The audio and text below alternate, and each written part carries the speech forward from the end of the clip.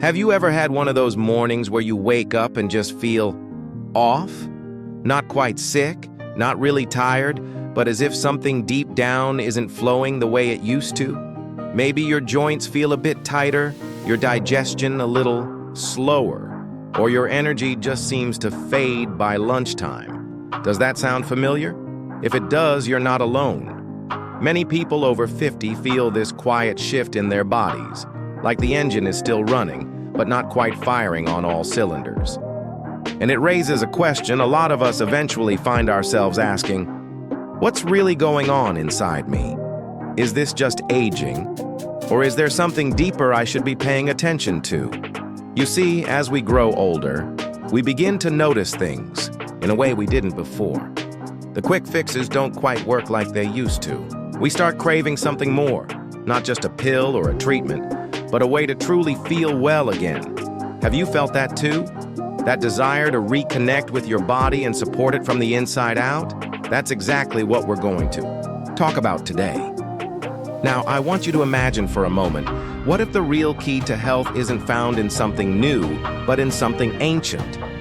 Something rooted in traditions that have been passed down for thousands of years, long before modern hospitals, long before synthetic medications. I'm talking about traditional healing, the kind that looks at the whole person, your energy, your lifestyle, your connection to nature, and asks not, what's wrong with you, but what needs balance? Doesn't that feel like a more human approach? Traditional medicine, whether it's Chinese, Ayurvedic, or native wisdom, doesn't treat illness as a separate event. It sees the body as a garden. And just like a garden, if something is out of balance, the answer isn't to pour on chemicals. The answer is to nourish the soil, adjust the sunlight, tend to the roots. So let me ask you, when was the last time you thought about your health as something you could grow, not just maintain? Let's start with the very beginning of health. Your energy. Not the jump up and run kind of energy, but the quiet current that runs through you. In many traditions, it's called ki, or prana, your life force. And when that's running low, we feel it in our moods, in our motivation, even in how we move through the day. Have you ever caught yourself saying, I just don't feel like myself lately? That's your life force talking to you. So the first natural healing method I want to share today is something you're doing right now. Breathing. But not the shallow kind we do when we're scrolling on our phones or watching TV. I mean, full, conscious, life-giving breath. Let's try something together, just for a moment. If you feel comfortable, close your eyes. Take a slow breath in through your nose. Hold it for just a second, and let it go gently through your mouth. Can you feel that slight shift in your chest? Maybe your shoulders dropped. Maybe your thoughts slowed down just a bit. That's not just relaxation, that's healing. You see, deep breathing does something amazing. It signals your body that you're safe. It lowers stress hormones. It brings oxygen to every single cell. And in traditional medicine, it's one of the simplest ways to restore balance to your nervous system and to your energy. Do you ever find yourself holding your breath without even noticing? Maybe during a stressful phone call or while watching the news. Just think, how would your day feel different if you paused every hour just for 30 seconds to take 3 deep breaths? There's even a technique you might want to try called the 4-7-8 breath. You breathe in for 4 counts, hold it for 7, and breathe out for 8. Just doing this a few times, especially before bed, can calm your whole system. And the best part? It costs nothing. No prescription, no appointment, just your breath and a moment of awareness. Breathing is the gateway to presence. And presence is where healing begins. Now, let me ask you something. Have you noticed changes in your digestion as you've gotten older? Maybe certain foods don't sit as well, or your appetite changes with the seasons. That brings us to the second powerful healing method, warming the digestive system. In traditional medicine, digestion is seen as the center of all health. In Ayurveda, they call it your Agni, your inner fire. And just like a fire, If it's too weak, food doesn't burn properly. You get sluggish, bloated, tired. But if the fire's too hot, maybe from stress or spicy foods, it can burn too fast, causing discomfort in a different way. So how do we keep this fire balanced? One simple way is to start your day with warm water instead of cold. I know that might sound too easy, but hear me out. Warm water helps wake up your digestive system gently. It relaxes the stomach, improves circulation, and encourages detoxification. Have you tried that before? Maybe a cup of warm lemon water first thing in the morning? You might be surprised how much lighter your whole day feels when you begin with that one mindful step. And breakfast matters too.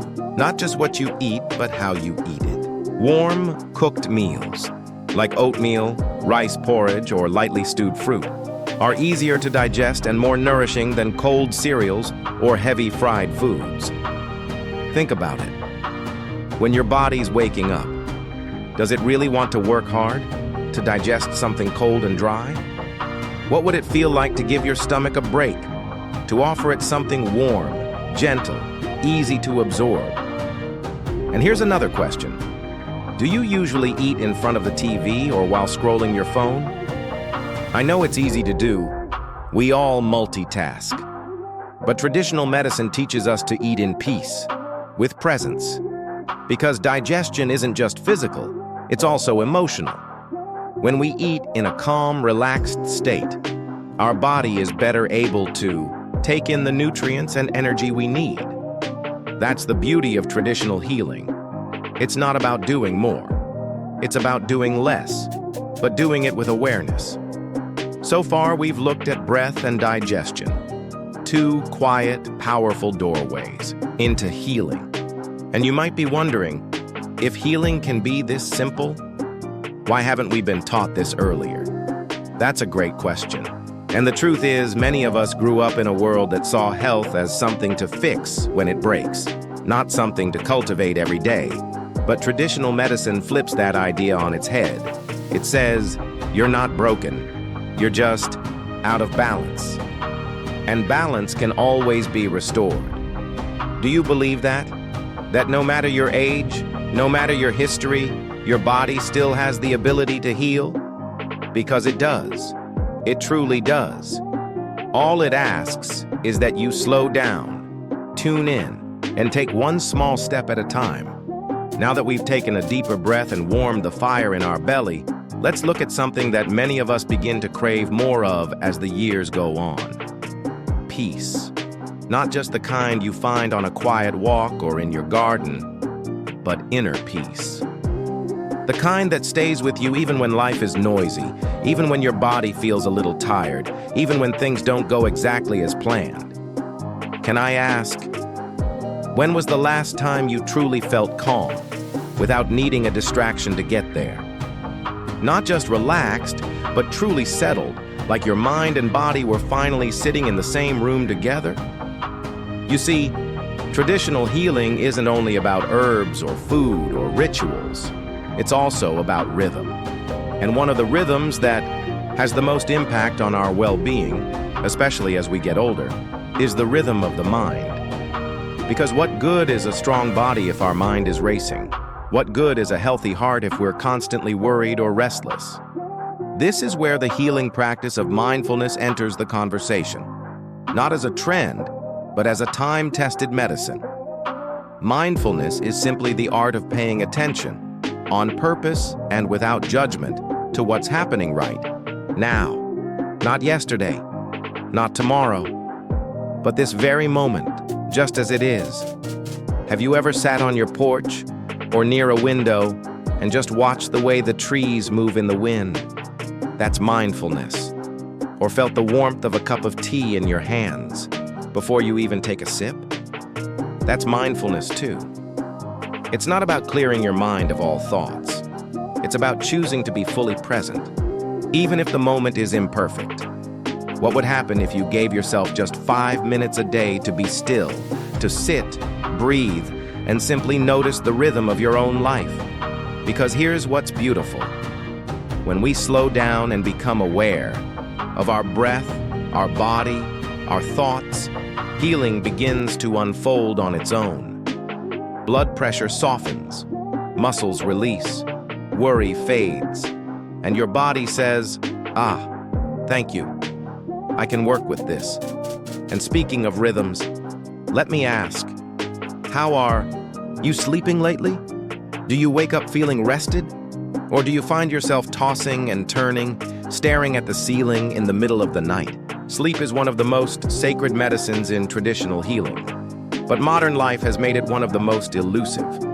We live under bright lights, stare at glowing screens, and fill our evenings with stimulation. No wonder our minds can't quiet down when it's finally time to rest. What if sleep wasn't something we just fell into, but something we prepared for? In many traditional cultures, the evening hours are seen as sacred, a time to wind down, not wind up. Dim lights, quiet voices, gentle teas, a warm bath. Even simple rituals like massaging your feet with oil before bed are known to calm the nervous system and signal to the brain, it's safe to rest now. Have you tried something like that before? Even just lighting a candle at the end of the day as a quiet signal that you're closing the door on the world and turning inward? One of the oldest traditional teachings says that the quality of your sleep reflects the quality of your day. Isn't that interesting? That how we rest is a mirror of how we live? Now, as we settle deeper into this conversation, I want to touch on a healing method that often surprises people: movement. But not just any movement. I'm talking about intentional, gentle healing movement. Not exercise for weight loss, not pushing your body to the limit, but moving in a way that speaks to your soul. Do you remember how it felt to dance when you were younger? Or to walk barefoot on grass? That wasn't just fun, that was medicine. Traditional medicine doesn't ask you to run marathons. It asks you to stay in motion. Because when energy moves, life moves. Stagnation, they say, is the root of many illnesses. But you don't have to do anything extreme. A daily walk, a few stretches in the morning sun, a simple Tai Chi or Qigong practice in the garden. Could you find 5 or 10 minutes in your day to just move with kindness? Your joints don't need to be pushed. They need to be loved. Your muscles don't need to be punished. They need to be awakened. And your heart? It needs to feel connected to the body that carries it. Which brings me to something I believe we often forget in our culture. Healing doesn't mean doing everything perfectly. It doesn't mean eating all the right foods or meditating like a monk or waking up at 5 a.m. every day. It means listening. It means adjusting. It means coming back to yourself again and again. When was the last time you asked your body, "What do you need from me today?" Not what the world says you should do, but what your own wisdom is gently whispering in the background. You've lived long enough to know that your body isn't the same every day. Some days you're strong and steady. Other days, you need to move slowly. Traditional healing honors that. It invites you to live in harmony with your changing nature, not fight against it. And maybe the most powerful question of all is this: can you be kind to yourself in the process? Because healing doesn't happen when we force it. It happens when we soften, when we create space, when we stop trying to be perfect and start becoming whole. So today I want to invite you to remember this. Your health is not behind you. It's not something you've lost. It's something you are still growing, day by day, breath by breath, moment by moment. Are you ready to keep walking that path? Not alone, but together? Let's keep walking, shall we? We've touched on the breath, the mind, the rhythms of rest and movement. But there's one more path we need to explore, one that goes even deeper, to the quiet places inside us where true healing begins. I'm talking about the heart. Not just the physical organ, though that's important too. I mean the emotional heart, the one that carries your joys, your wounds, your stories, your love. Can I ask you something personal? Who do you turn to when you feel heavy inside? when life feels a little too much, when the news is overwhelming, or when the house feels too quiet, or when you catch yourself missing someone who's no longer around. In traditional medicine, emotional well-being isn't separate from physical health. It's a core part of it. They say that unspoken grief, held in the body, can take root in the lungs. That long-standing resentment can burden the liver. That chronic fear can weaken the kidneys. It's all connected. Every emotion we feel leaves an imprint. And the heart, more than anything, needs space to express what it's carrying. So let me ask you gently, what are you still carrying? Sometimes we hold on to pain for years, decades even, because we think we have to, because we've been taught to be strong or to keep going. But strength doesn't mean silence. Healing happens when we give ourselves permission to speak, even if just in a whisper, even if just to ourselves. Have you tried writing a letter to someone you've lost, even if you never send it? Or placing your hand over your heart and simply saying, "I'm still here and I'm listening." These small acts, they may seem quiet, but they're powerful. They tell the body, it's okay to feel. It's okay to heal. And just as important as releasing old emotions is allowing new ones in. Joy, gratitude, connection, laughter. These are not just pleasant experiences. They are medicine, real, potent medicine. In fact, traditional healers often say that one moment of true joy can nourish the spirit more than a whole month of perfect meals. So, when was the last time you truly laughed? The kind of laugh that makes your stomach ache and your eyes water? Or smiled for no reason, just because the morning light was beautiful? Or felt that spark of delight when you heard an old song you loved? Or smelled something that reminded you of childhood? It's not about chasing happiness. It's about making space for it. Even now, even here. And as we make that space, something else begins to grow. Something quiet but unshakable. Trust. Trust in your own body. Trust in your own wisdom. Trust that even though the world changes and our bodies change and time keeps moving, healing is still possible. Growth is still possible. Joy is still possible. Have you noticed that? That as we get older, our priorities shift? That we begin to care less about appearances and more about how things feel? Less about proving something and more about experiencing it? That shift is sacred, and traditional medicine honors it deeply. It doesn't ask you to return to your 20s. It invites you to fully step into the power and presence of where you are.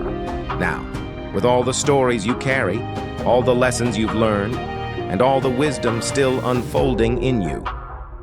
So maybe the question now isn't, how do I fix what's wrong? But rather, how can I nourish what's right? Could you begin to see your meals as rituals, not chores? Your walks as offerings to the earth beneath your feet? Your rest as a sacred pause, not an indulgence? What would your days look like if each moment was treated as medicine? And let me say this gently, because it matters. You do not need to do it all alone. One of the greatest sources of healing is connection. Whether that's with nature, with community, with family, or simply with someone who listens. We were not designed to carry the weight of life by ourselves. Who in your life makes you feel lighter after you speak with them? Who listens without trying to fix? Who sees you not for what you do, but for who you are? That's medicine too. And if you feel like you don't have someone like that right now, I want you to know that it's never too late to find that kind of connection. It might come in the form of a neighbor, a fellow gardener, someone you meet in a book club, or even during a walk at the park. Sometimes healing relationships begin with a simple smile or a kind word exchanged with a stranger. You might even ask yourself, what if I started being that person for someone else? Because the moment we reach out, the moment we offer presence, to another soul something remarkable happens. We begin to heal ourselves in the process. That perhaps is the true root of health. Not perfection, not control, but connection. Connection to ourselves, to others, to the natural rhythms of the world, to the deeper wisdom that says, you are not broken, you are becoming. So today, as we sit together in this quiet conversation, I want to leave you with a question that I hope stays with you. What would it look like to live in harmony with yourself? Not as a project, not as a list of things to fix, but as an unfolding, gentle dance, breath by breath, step by step, day by precious day. You've made it this far with courage and grace, and the journey is still unfolding. It's a beautiful thing, isn't it? Just sitting with these thoughts for a while, letting them settle into the spaces between your ribs, maybe even feeling a little shift inside, like something tight beginning to loosen, something old and heavy finally exhaling. Now let me ask you, when was the last time you felt truly in tune with nature? I don't mean a quick glance out the window or a walk to the mailbox. I mean really tuned in, noticing the way the wind moves through the trees, or the way your skin feels in the morning sunlight, or how the birds seem to sing just a little louder after the rain. In traditional medicine, we believe nature isn't just outside of us. It is part of us. We don't just live in nature. Nature lives in us. And when we forget that, when we cut ourselves off from the rhythms of the natural world, we lose something essential. Not just physically, but spiritually. Have you noticed how your body responds when you spend time outdoors? How the tension starts to melt away? How your breathing slows down without you even trying? It's not just your imagination. The earth grounds us, literally. And traditional healing reminds us that walking barefoot on grass, touching a tree, feeling the breeze on your skin, these are not small things. They're medicine, deep, ancient medicine. So how often do you let nature heal you? You don't have to hike mountains or grow a garden. Just 5 minutes of quiet beside a tree can shift your mood. Even watching the clouds change shape from your porch, or sitting beside a bowl of water and noticing the way light dances on its surface. These small moments invite us back to center. In fact, many traditional healers teach that illness often begins when we drift too far from nature, when our routines no longer follow the sun, when we stop eating seasonal foods, when our ears grow deaf to the music of the world around us. So perhaps the question is not, what herb should I take? But rather, what rhythm am I living by? Are your days ruled by screens and clocks, or by the rhythm of light and breath? Would your body feel different if you rose with the sun, stretched gently before breakfast, took your meals without distraction, and allowed yourself to rest when darkness fell? It's not about perfection. It's about remembering, reconnecting, realigning. And that brings us to another kind of medicine, food. Now I know you've heard it before. Let food be thy medicine. But in traditional healing, this isn't just a saying, it's a way of life. Food is not just fuel. It's a living language between the earth and your body. It holds memory, energy, intention. Think about it. How do you feel after eating? A meal that was prepared with love versus something rushed, processed, or eaten on the go. Can you recall a dish from childhood that made you feel safe, or connected, or nourished down to your bones? That's the kind of healing we're talking about. Not just nutrients, but nourishment. Traditional medicine teaches that warm, cooked foods tend to be more gentle on aging digestion. That seasonal vegetables, hearty broths, fermented foods, and gentle spices like ginger or cinnamon, these help rekindle the digestive fire that sometimes fades as we grow older. Have you ever felt bloated or heavy after eating cold, raw meals, and especially in the winter? That's your body asking for warmth, for softness, for foods that support it rather than shock it. What if your kitchen became your healing space? What if each pot of soup, each cup of tea, was a quiet offering to your future self? And just as important as what we eat is how we eat. Are you sitting down for your meals, chewing slowly, giving thanks, even silently, before you begin? When we rush our meals or eat while distracted, we miss more than flavor. We miss the chance to listen to our bodies, to notice when we're satisfied, to receive the full medicine of the meal. Have you tried making just one meal a day sacred? No phone, no news, just you, your plate, and a little piece? Try it once. Notice how your body responds. You might be surprised, and here's something many people forget. The act of cooking itself can be healing. The slicing of vegetables, the aroma of spices warming in oil, the steam rising from a pot. These are all invitations to slow down, to be present, to turn a simple act into a ritual. What's one dish you love to prepare? Not because it's quick, but because it connects you to something deeper. Maybe it reminds you of your mother, or a trip you once took, or simply a version of yourself that felt more grounded, more alive. These are the memories that nourish us, not just our bodies, but our spirits. So here we are, breathing deeper, listening more, remembering our rhythms, our roots, our relationship with the natural world. And suddenly, doesn't it feel like health becomes less of a mystery? Not a list of rules, not something only found in pills or scans or complicated charts, but something you can feel in your breath, taste in your soup, hear in the wind.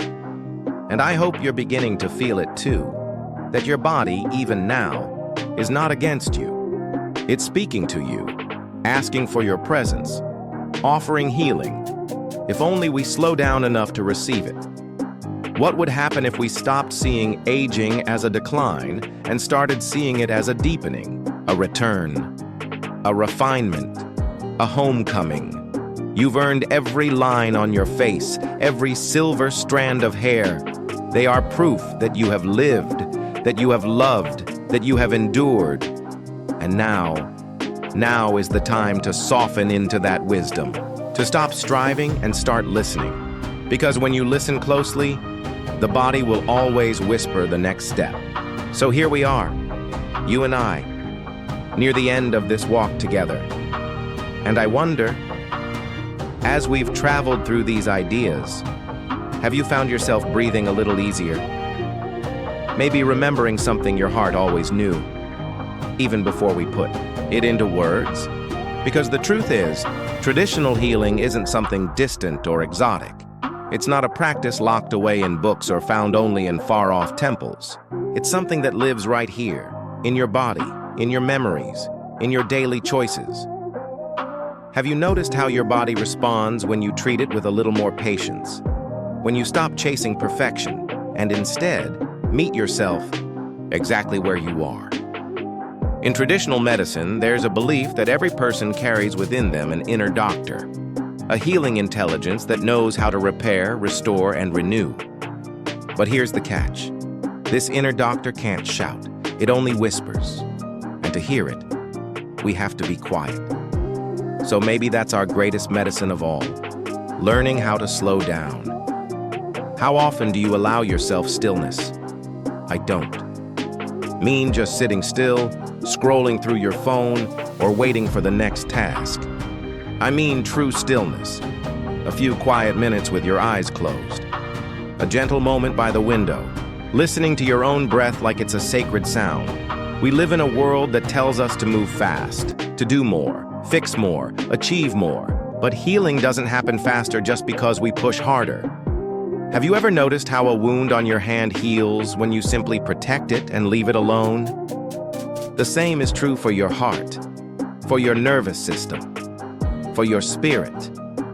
Sometimes the best thing you can do is to stop doing and just be. Let yourself rest, not because you've earned it, but because you are worthy of it, exactly as you are. Now, let's talk about something else that plays a quiet yet powerful role in traditional healing: connection. Think for a moment. When was the last time you felt truly seen? Not just heard, but seen. Your story, your feelings, your fears, all of it. Healing isn't just about herbs and food and rest. It's also about being held by community, by friendship, by the kind of conversation where you can say, "I don't have it all figured out," and someone replies, "Me neither, but I'm here." Who do you share that kind of space with? And if the answer is not many, or even no one, please know this: it's never too late.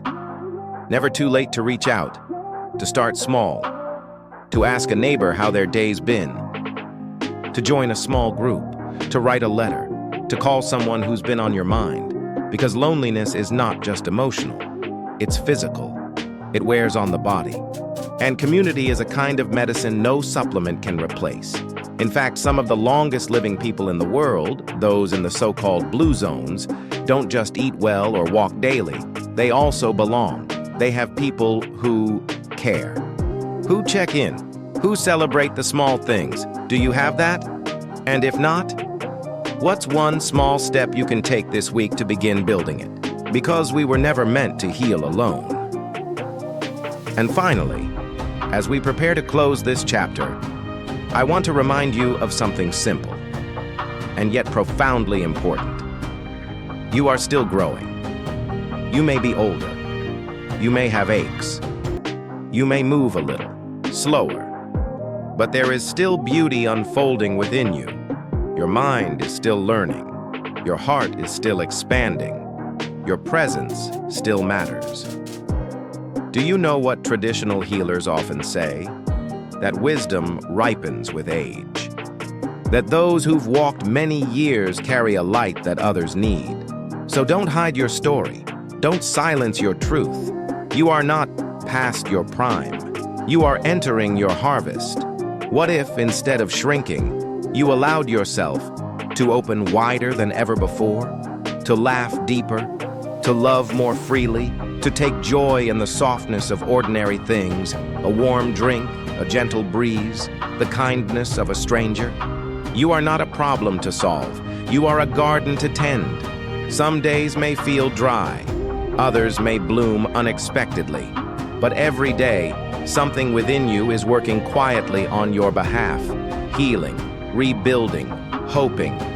So, my friend, as we bring this journey to a close, let me ask you this. What is one gentle change you can begin today? Not because you must, but because you can. Will you start your mornings with a stretch and a breath? Will you eat your lunch without distraction? Will you spend 5 quiet minutes outside, just listening? Whatever it is, let it be simple. Let it be yours. And let it be enough. Because you, just as you are enough. If this message has touched something in you today, I invite you to leave a comment and share what part spoke to your heart.